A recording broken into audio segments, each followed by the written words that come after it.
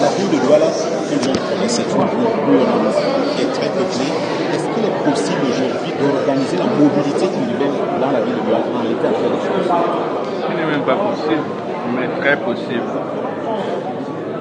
Parce que si on sait là où on va, on gagne du temps. La ville de Douala, pour mieux se développer, c'est d'abord préoccupé de se doter des documents de planification.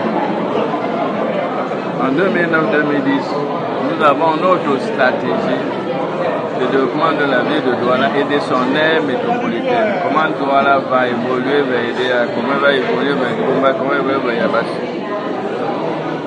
Nous avons eu aussi le plan de transport et de déplacement de la ville de Douala à l'horizon 2030.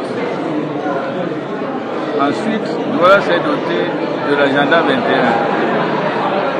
Donc, toutes les actions qu'il faut mener pour le respect de l'environnement et le développement durable. Il nous restait donc la boussole, le plan directeur d'urbanisme, le nouveau plan directeur d'urbanisme.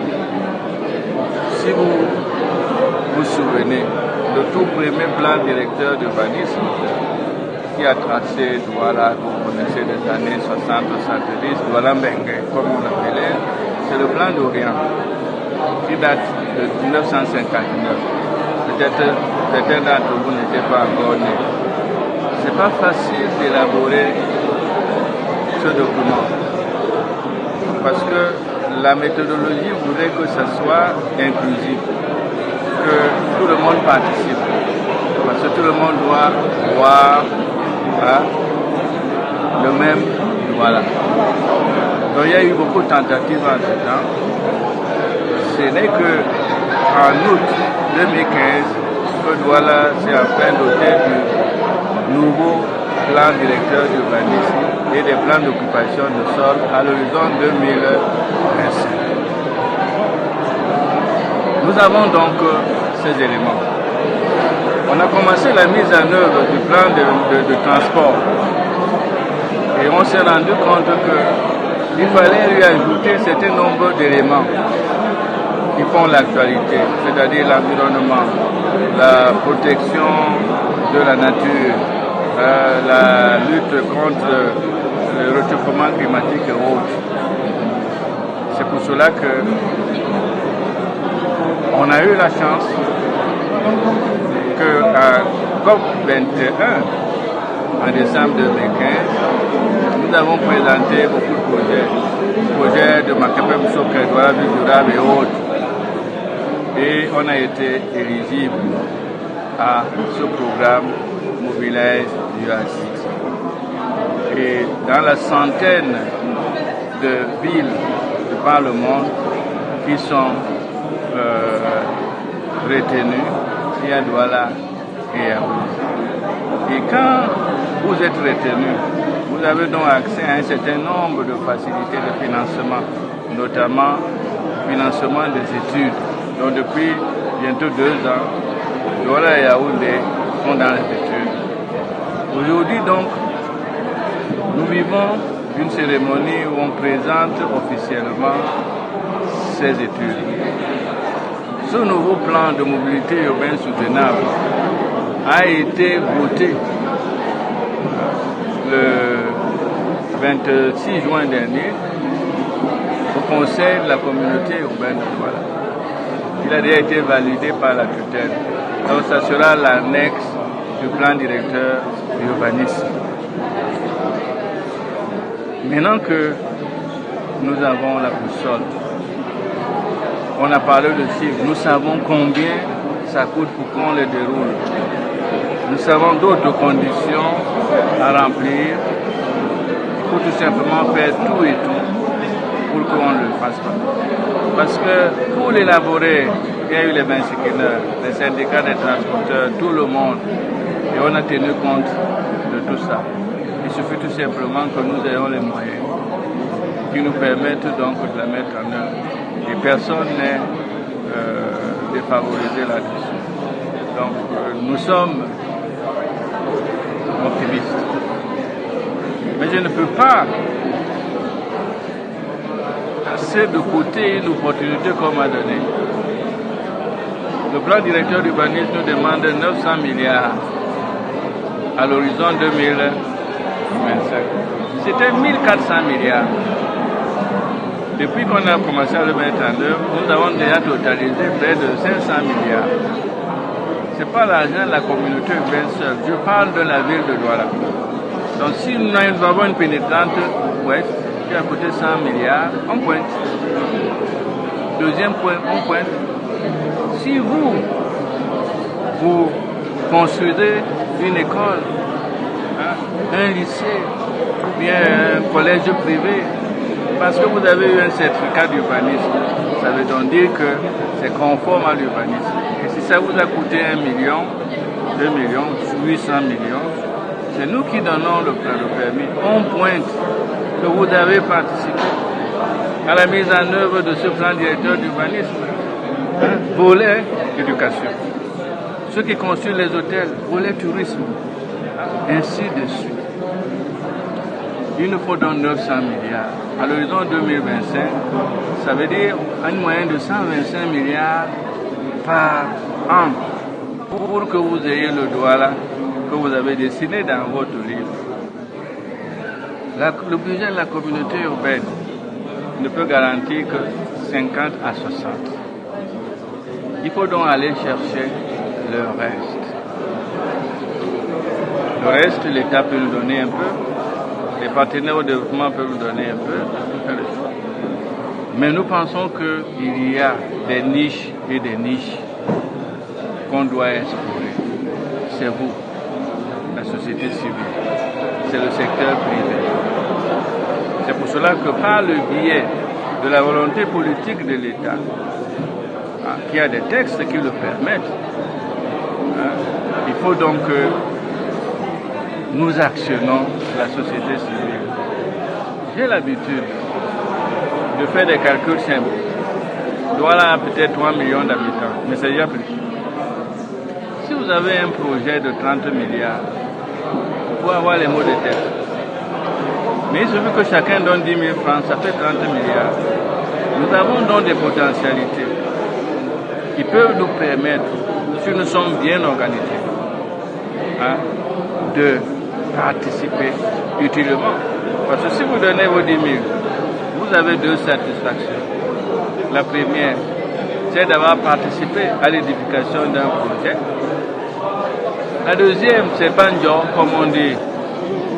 Vous avez placé votre argent. C'est ça les marchés financiers. Et les marchés financiers se développent au Cameroun et dans la sous-région. Il faut donc que nous ayons aussi cette culture. Parce que c'est ça, la décentralisation active. Vous faites référence là à la société d'investissement que la communauté urbaine a mise. La société d'investissement. C'est une société qui va jouir dans une ingénierie financière. C'est-à-dire qui sait ce que c'est que l'argent. Comment fructifier l'argent. Comment placer un projet pour qu'on ait le financement.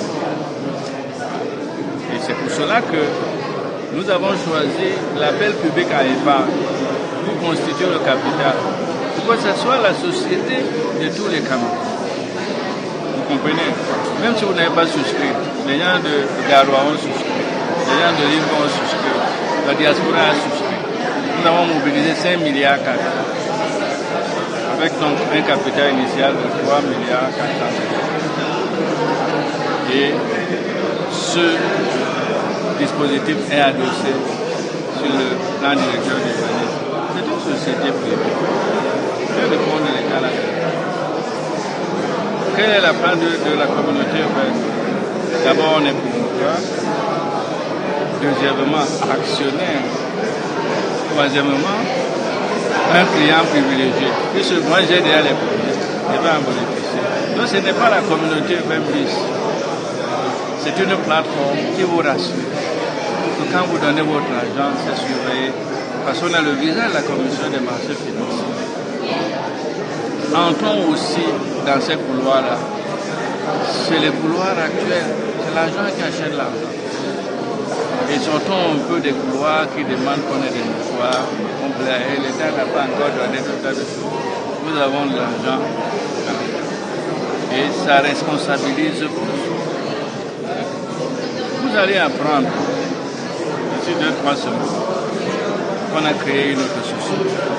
Ce n'est pas la maladie de création de société. Mais c'est aussi pour combler un vide. On vous a parlé toujours de la maturité des projets qui n'est pas toujours bien. Parce que pour avoir un projet qu'on réalise à temps, bien, il faut que les études soient bien faites. Nous pensons qu'il faut à Douala, mais aussi peut-être dans la sous-région, un grand cabinet d'études de dimension internationale. C'est la Société d'études de Douala, en abrégé CEDO. L'Assemblée générale consultative aura lieu probablement le 7 octobre. Pour que nous ayons aussi sur place.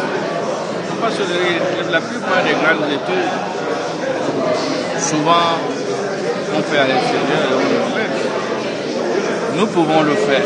On a des ingénieurs, on a des architectes ici, on a tous ces experts, mais il faut qu'on leur donne des conditions de travail qui sont à peu près les mêmes que là-bas. S'il y a donc les appareils de dernier cri, nous les acheterons. Pour que, sinon la suite va battre à vivre. On va chercher l'argent, il y en a partout. Mais où sont les projets? Vous comprenez?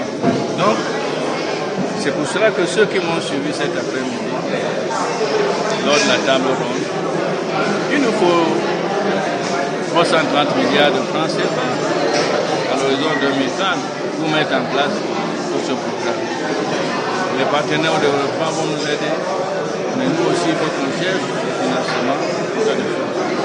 Nous devons nous être actifs et non plus passifs à la recherche donc, de l'argent à de bonnes conditions.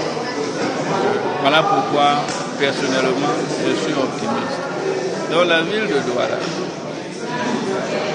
a tout maintenant pour réussir.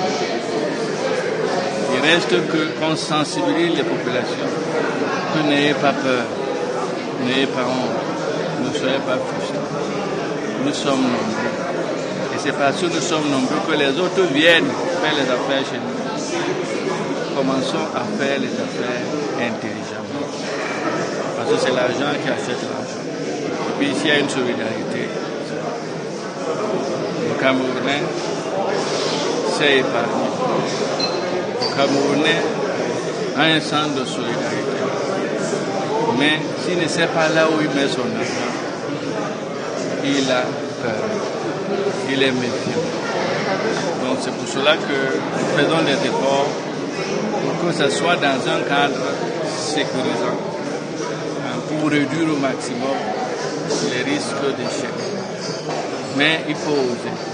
Si nous n'avons pas cette ambition, non, on va continuer à courir. Je terminerai en disant que vous ne pouvez pas avoir 3 millions d'habitants et vous souffrez. Ça veut dire que vous êtes mal organisé. Et c'est les autres qui profitent de cette démographie. Et si vous ne l'utilisez pas bien, c'est une démographie qui va devenir terminator, destructrice. Vous avez beaucoup de population, vous faites une route, avant 6 mois qu'on a gâté, vous faites ceci, elle est destructrice. On a donc un grand travail collectif. Monsieur le délégué, est-ce que la coopération décentralisée avec la ville de Bordeaux va pouvoir faire la culture? Beaucoup. Parce que sans la Bordeaux, qui a soutenu aussi notre dossier, on ne soutient pas parce qu'on est dernier en classe et on pousse. Non. Là-bas, on soutient parce qu'on vous connaît. On sait que oui, ils sont sérieux. Donc, comme on avait déjà cheminé avec eux, ils savent que nous pouvons faire. Nous avons eu le soutien de l'AIMF, l'Association internationale. Bordeaux participent sur le projet Douala Ville durable. C'est presque 4 milliards 500 000. Il y a les fonds de AFD là-dedans, il y a les fonds PFR, les fonds français, l'environnement, il y a les fonds de Bordeaux et les fonds de la communauté. 4 milliards. Donc d'ici 2-3 ans, les conditions de vie, il n'y aura plus d'inondations à Makepe-Misoké. C'est quoi exactement le travail qui est fait là-bas? Il y aura les inondations, même à Bonanjo. Vous avez vu, vous qui suivez les informations. Vous étiez en Espagne là, il y a 3 ou 4 jours. Oui. Ce que nous voulons dire, c'est que nous sommes des Africains. Hein? Et il faut toujours une raison. Hein? Vous vous levez le matin, un pied gonfle. Vous vous souvenez que j'ai traversé les pipis. C'est pour cela que les pieds, on ne meurt jamais d'une mort naturelle. Hein? Donc, même quand il y aura inondation jusqu'à la toiture, et quelqu'un ne fait pas les caniveaux, tout cela. Bon, même en plein Paris, peut avoir. Je dis que nous avons fait beaucoup d'efforts, beaucoup de pluies normales. Les eaux circulent. C'est près de 50 km de gré. Vous voyez que quand il pleut normalement, il n'y a pas. Mais quand il y a une pluie diluvienne, le surpoids qui arrive quand il y a marée haute, parce que 70%, 40% de les eaux vont vers le Vouré, il y a beaucoup de remontées. Maintenant, il y a aussi le civisme. Pourquoi il n'y avait pas beaucoup d'inondations? Parce qu'il y avait des bassins de rétention. Tout Makepe-Misoké, c'était des marécages. Il pleut, l'eau avant de partir de chez. Maintenant, on a tout. Avant même ces travaux de drain, les gens avaient même construit, on avait bouché les exutoires. C'est-à-dire, quand bien même l'eau va circuler, ça n'allait pas bien dans le Vouré. Il y a donc un travail de fond qui est en train d'être fait. Il suffit tout simplement qu'on ne se laisse pas aller dans le découragement inutile. Parce que plus tu es découragé, plus ta douleur augmente, c'est ça. Plus tu es encouragé, plus tu supportes mieux la douleur. C'est ce qu'on appelle la résilience. Donc la ville de Douala, oui, a des problèmes. Mais la ville de Douala, c'est là où elle va. Et puis si les populations suivent la bonne voie, en 2 temps, 3 mouvements, c'est les milliards qui appellent les milliards. Vous comprenez? Ce n'est pas parce que je suis délégué, mais c'est parce que c'est les mécanismes. On ne développe pas une ville rien qu'avec les sentiments additionnels. C'est pour cela que la volonté politique de l'État voudrait que la société civile participe. Voudrait que les sociétés privées participent. C'est ça le PPP dont je parle. C'est ça la décentralisation active. Merci beaucoup. Merci.